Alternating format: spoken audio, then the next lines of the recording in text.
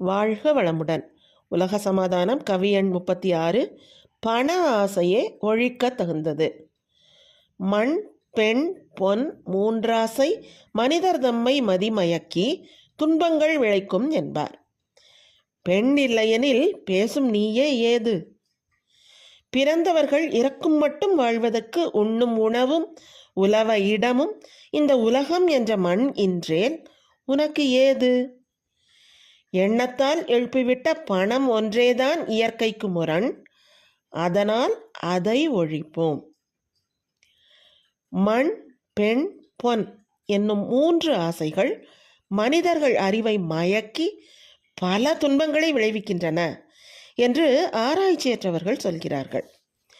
பெண் இல்லையெனில், பெண்ணின் மீது ஒருவன் இச்சை கொள்ளவில்லையெனில் மூவாசையையும் ஒழிக்க வேண்டும் என்று பேசுகிறானே, அவனே ஏது? பெண் வயிற்றில் உருவாகி பெண்பால் உண்டே வளர்ந்தாய், பெண்ணின் துணை கொண்டே வாழ்கின்றாய், பெண்ணின் பெருமை உணர். மண் இல்லையெனில் உயிரின தோற்றம்தான் ஏது? உண்ணுதற்கு உணவும் உலாவுவதற்கு இடமும் மண்ணில்லாவிடில் எப்படி கிடைக்கும்?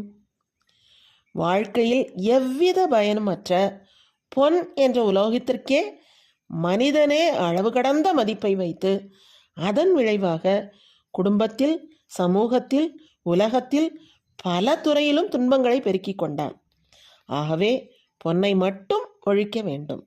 பொன்னாசையை மாத்திரம் ஒழித்தே ஆக வேண்டும். ஆனால் தனி மனிதன் பொன்னாசையை ஒழித்தால் என்ன லாபம்? சமுதாயம் அதன் மீது மதிப்பு வைத்து அதை கொண்டே நிர்வாகம் நடத்தி வரும்போது ஒருவன் மட்டும் விலகி இருக்க முடியாது. மண் மீது பெண் துணையால் பொன் கொண்டே வாழ்கின்றோம்.